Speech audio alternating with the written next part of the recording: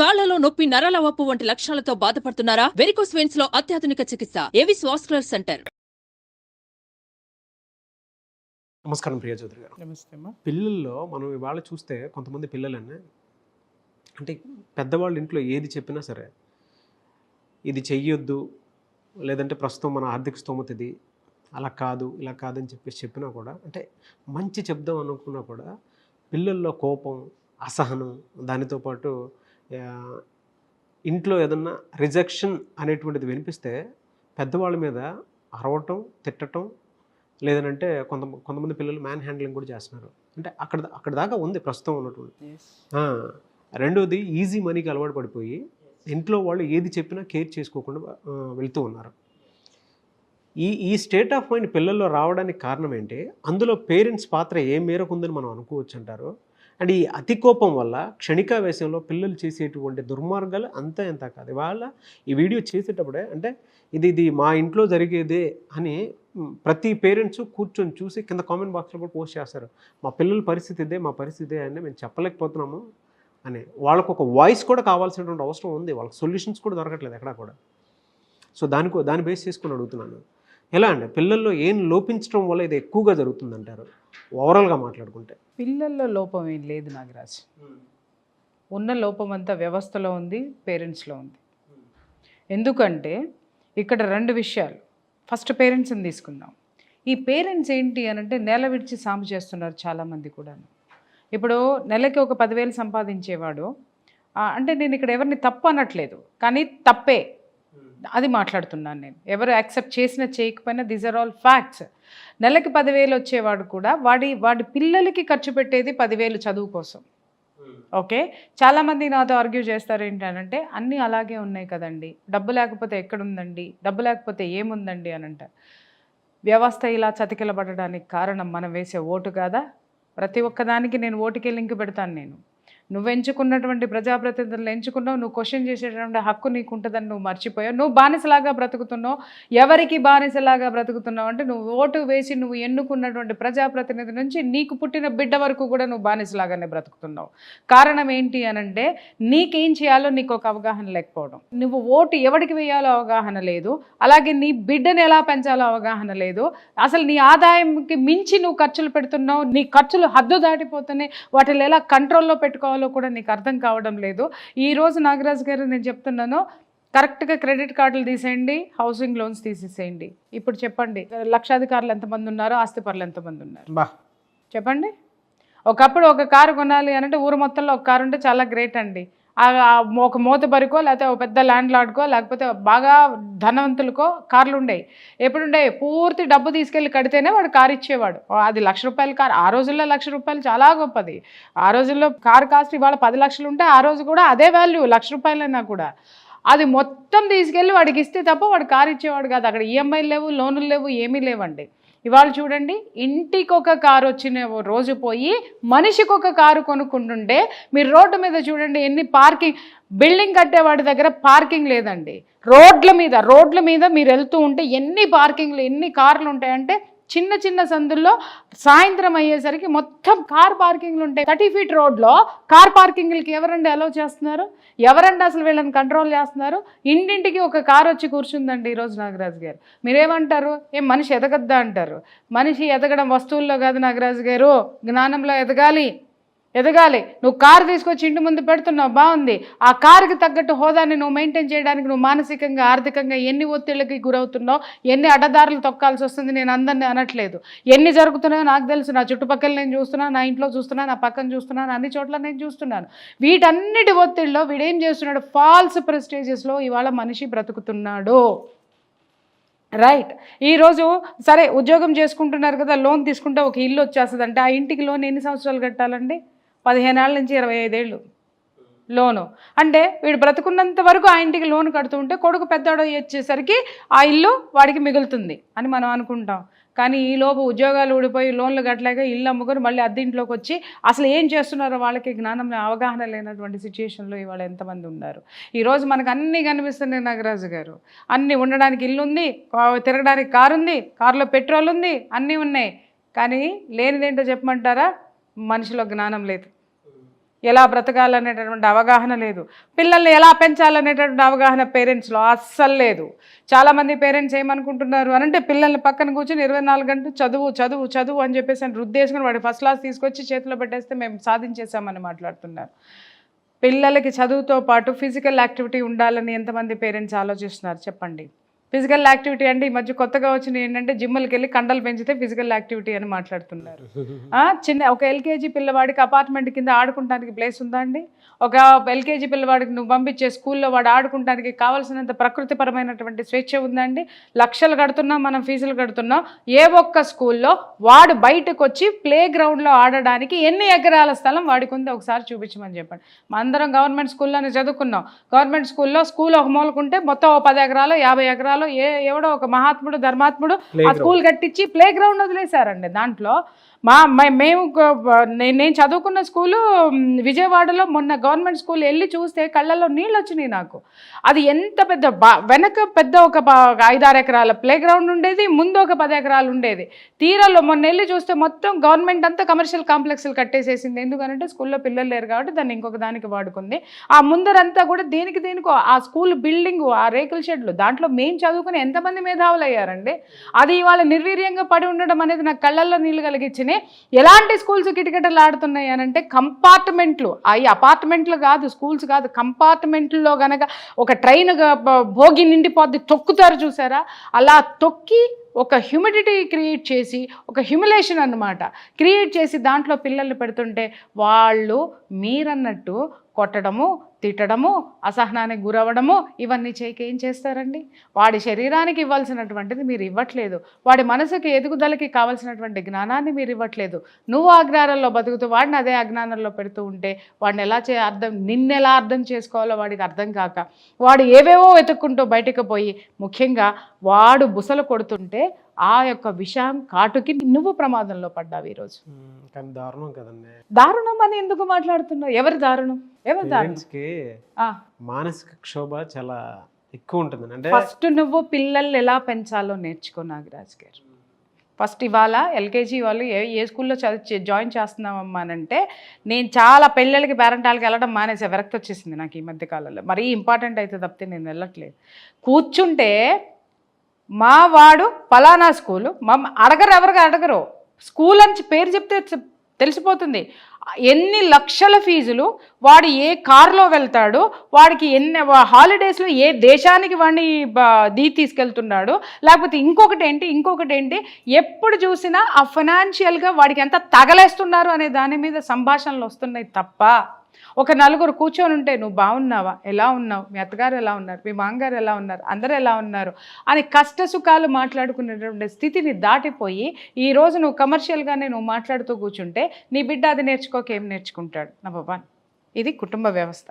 ఇప్పుడు నేను దేనికి వస్తాను? వ్యవస్థ మీదకు, సమాజం మీదకు వస్తా. సమాజంలో నీ కుటుంబం లాంటిది నీ పక్కన ఇంకొక కుటుంబం ఉంది, అదే ఇంకొక కుటుంబం ఉంది. నువ్వు 5 రూపాయలు నీ కొడుకు ఇచ్చి పంపిస్తే వాడు తిడుతున్నాడు కొడుతున్నాడు, నీ కెపాసిటీ 5 రూపాయలు అయితే పక్కనున్న అమ్మకి అయ్యేకి 10 రూపాయల కెపాసిటీ ఉంది, ఇంకొక అమ్మ అయ్యేకి 1000 రూపాయల కెపాసిటీ ఉంది. చిన్న ఎగ్జాంపుల్ చెప్తాను నాగరాజు గారు. మా పాప స్కూల్ చదువుతుంది కదా, తను పద్దాక అడుగుతుండదు, అమ్మ నేను పలానా చోటుకి వెళ్తా, ఫ్రెండ్స్తో వెళ్తాను అని అంటే నేను యాక్సెప్ట్ చేయను. నేను యాక్చువల్గా యాక్సెప్ట్ చేయను. ఒకరోజు విపరీతంగా తను ఎలాంటి స్థితికి వెళ్ళిపోయిందంటే ఒక చిన్న సైజ్ డిప్రెషన్లోకి వెళ్ళిపోయింది. ఇంట్లో నేను మాట్లాడిస్తే పలకపోవడము, తనకు తనే ఏదో చదువుకుంటూ కూర్చోవడము, ఆ లోన్లీనెస్ కనిపిస్తూ ఉంది నాకు. నేను అది ఇమ్మీడియట్గా గమనించి నేను ఒకరోజు దగ్గర కూర్చోబెట్టుకున్నట్టుగా, ఎందుకు తల్లి నువ్వు అట్లా ఉన్నావు, ఏం కావాలి చెప్పానంటే, అమ్మ you are not allowing me to go to outing, school friends తోటి నువ్వు నన్ను అలౌ చేయటం లేదు అని అంటే, అసలు అవునమ్మా కరెక్టే, బట్ వెళ్ళేది మీరు వెళ్తున్నారు, వెళ్ళడం అనేది తప్పని నేను అనట్లేదు, అది ఉపయోగమో లేదో తెలుసుకోకుండా ఎంజాయ్మెంట్ అనేది లైఫ్లో మీరు పెట్టేసుకొని మీరు వెళ్ళడం అనేది నాకు నచ్చలేదు.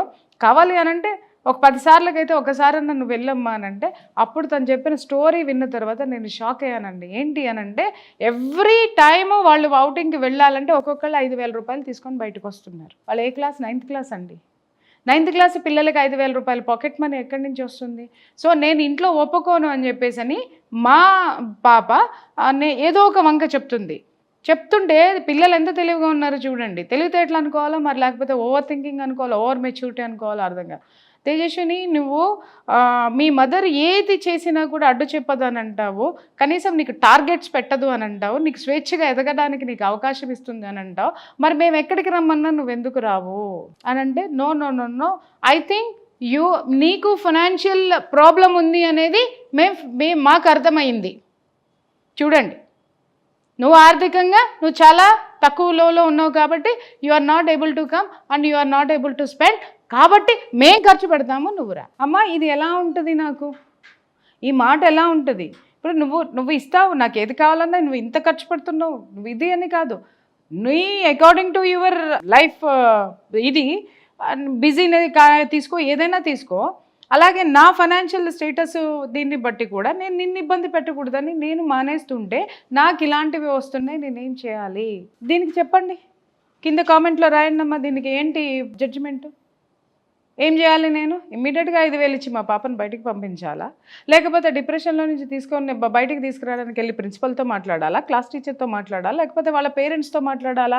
వ్యవస్థ ఎక్కడి నుంచి ఎక్కడికి వెళ్ళు అనుకుని పోయి ప్రిన్సిపల్తో నేను మాట్లాడాను అనుకుందా, మాకేం సంబంధం అమ్మా బయట తిరిగే విషయాలు. కానీ ఈజీగా మాట్లాడతారు. ఒకప్పుడు ఏంటంటే బయట సమస్యలు ఉంటే మేము వెళ్ళి పేరెంట్స్తో సమస్యలు ఉంటే టీచర్లకు చెప్పేవాళ్ళం, టీచర్లకు సమస్యలు ఉంటే పేరెంట్స్కి చెప్పేవాళ్ళం. ఇక్కడ ఏది అక్కడ ఏమి చెప్పడానికి లేదు. పేరెంట్స్ చెప్తే టీచర్లు పట్టించుకునే పరిస్థితి లేదు, మాట్లాడే. ఎందుకంటే పేరెంట్స్ని క్వశ్చన్ చేసాము అని అంటే స్కూల్లో నుంచి పిల్లోడు అక్కడ వెళ్ళిపోతాడని వాళ్ళు నోరు మూసుకొని కూర్చోవటం.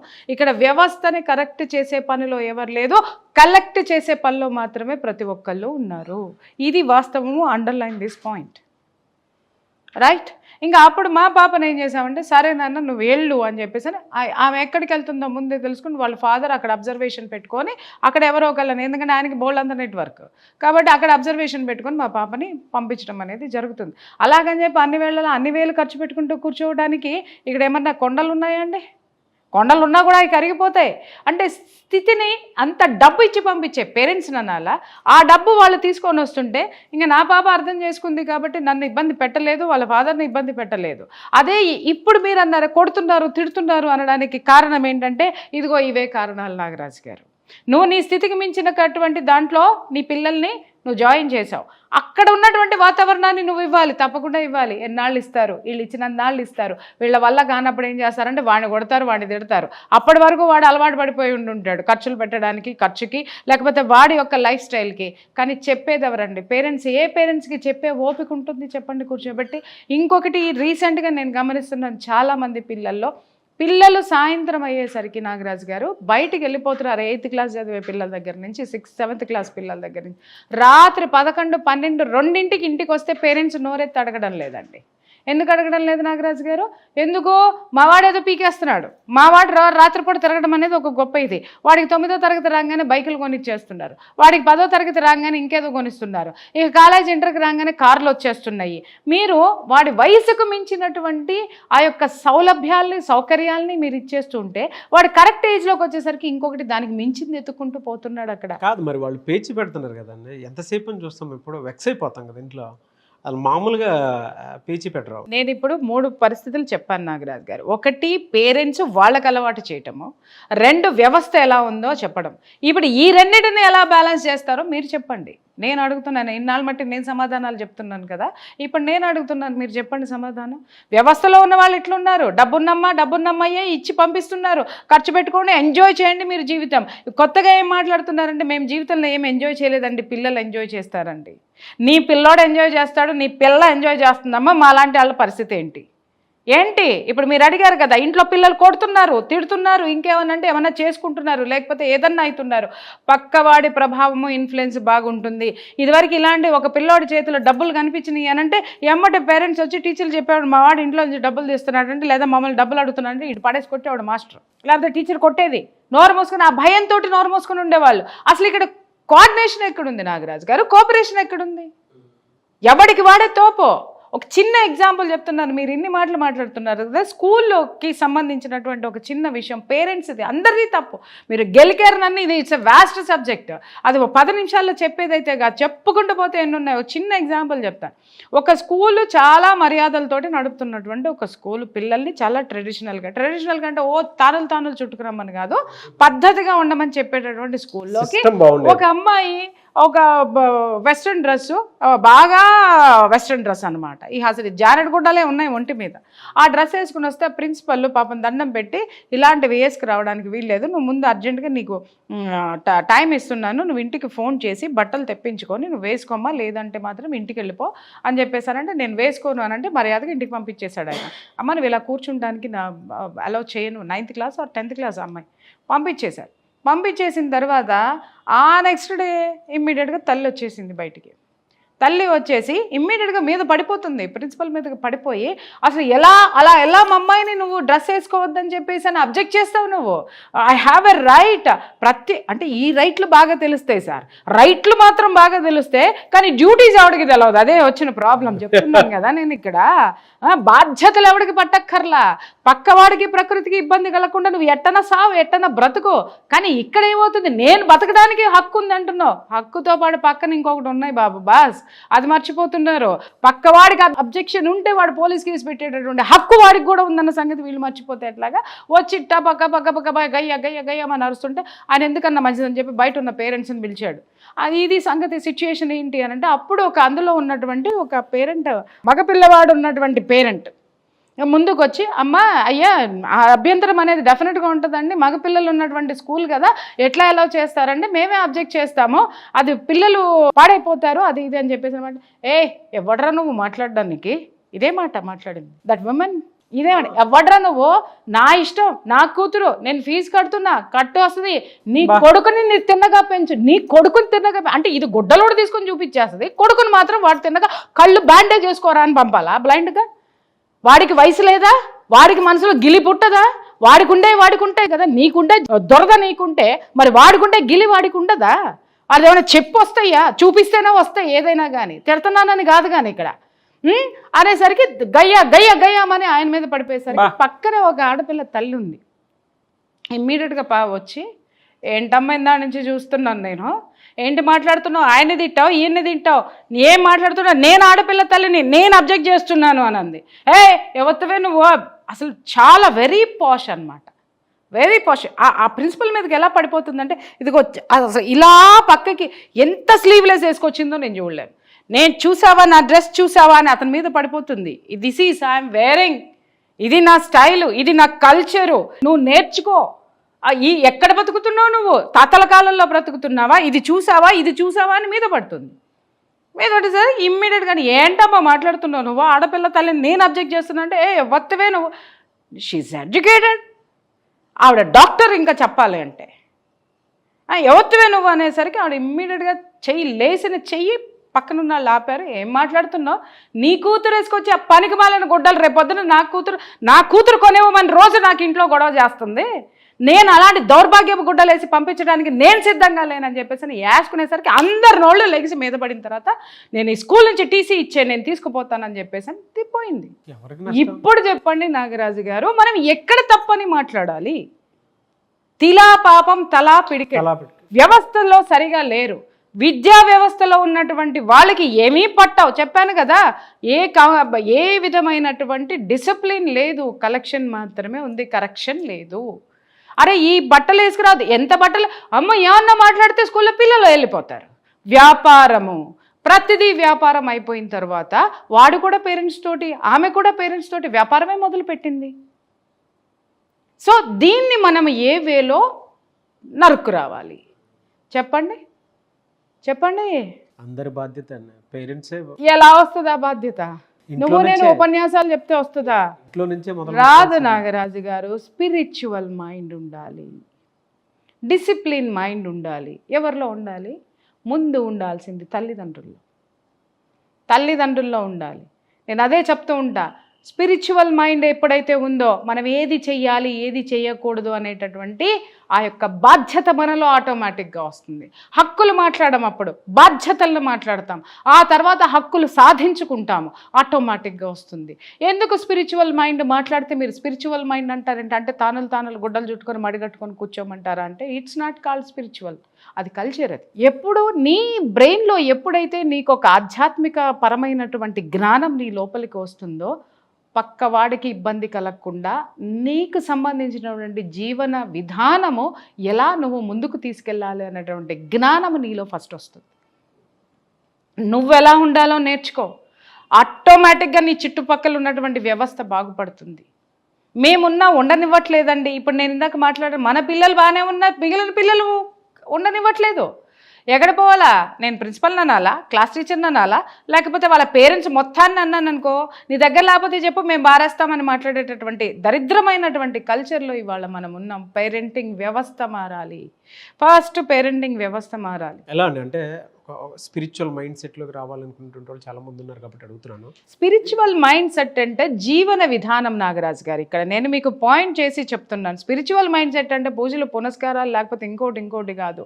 జీవన విధానము, క్రమశిక్షణతో కూడినటువంటి జీవన విధానంలో అది ఒక్కటి మనం నేర్చుకున్నామంటే మనకేం కావాలి. ఇందాక నేనన్నా ప్లాస్టిక్ కార్డుల రూపంలో మనకు బోల్డన్న ఆస్తులు ఉన్నాయి, కానీ అవన్నీ ప్లాస్టిక్ కార్డుల్లో ఉన్నాయి.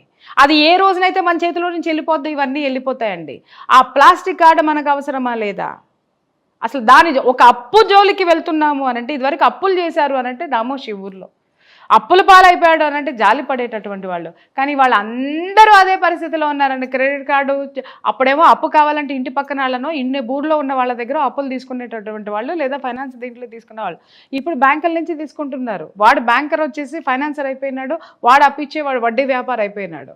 కాకపోతే వాళ్ళ పక్క దేశం వాడు వచ్చి మన దగ్గరకు వచ్చి లోన్లను అయ్యనో ఇయ్యనో మొత్తం మనదంతా కొల్లగొట్టుకుని పోతూ ఉంటే వాడికి దోచిపెట్టడానికి, అలాగే వాడు చూపించేటటువంటి కలర్ఫుల్ లైఫ్కి మనం బానిసలం అయిపోయి మన అస్తిత్వాన్ని కోల్పోయి బ్రతుకుతున్నాం. సంతృప్తి అనేటటువంటి విషయాన్ని మర్చిపోయాం నాగరాజు గారు. సంతృప్తి అనేటటువంటి సీడ్ని మీ లోపల వేసుకోండి. ఆటోమేటిక్గా మీరు బాగుపడతారు, మీ కుటుంబం బాగుపడుతుంది, మీ చుట్టూ ఉన్నటువంటి వ్యవస్థ బాగుపడుతుంది. దీని మీద చాలా వరకు మన పెద్ద దీని మీద ఏమన్నా కోర్స్ లాగా చేస్తున్నారు? అద్భుతమైనటువంటి కోర్సు ఉంది దీంట్లో. 3 days కోర్సు. నేను చాలామందికి నేను కౌన్సిలింగ్ ఇచ్చి వాళ్ళ జీవితాలను బాగు చేసుకున్న వాళ్ళు బోల్డ్ మంది ఉన్నారు. ఇప్పుడు నాకేంటి అనంటే రాను చూస్తూ ఉంటే ఒక్కొక్కళ్ళకి ఇచ్చుకుంటూ పోయే కంటే దీని మీద క్లాసెస్ కండక్ట్ చేయాలనేటటువంటి ఆలోచన రావడము, ఆ తర్వాత నేను 1-2 గ్రూపులకు కూడా నేను ట్రైనింగ్ ఇవ్వడం జరిగింది. They are very happy about that. అసలు ముందు మిమ్మల్ని మీరు తెలుసుకోండి, భార్యాభర్తలుగా ఎలా ఉండాలి అనేది తెలుసుకోండి, అసలు ఏంటి అనేది తెలుసుకోండి. డబ్బులు గిబ్బులు తర్వాత పెడదాం, అప్పులు గిప్పులు తర్వాత పెడదాం. అరే వీటన్నిటి నుంచి ఓవర్కమ్ అవ్వడానికి ముందు మీరిద్దరూ ఒకటిగా ఎలా బ్రతకాలో నేర్చుకుంటే ప్రతి ఒక్కటి కూడా మీరు ఒకటిగా బ్రతికేటటువంటి ఆ యొక్క సంఘటన ఏదైతే ఉందో, ఆ యొక్క కార్యక్రమం ఏదైతే ఉందో, మీ మనసులు కలిసిన తర్వాత మీ చుట్టూ ఉన్నటువంటి సమస్యలు కానివ్వండి, పరిస్థితులు కానివ్వండి, ఆటోమేటిక్గా దునియా తుమారీ ముట్టి మీ.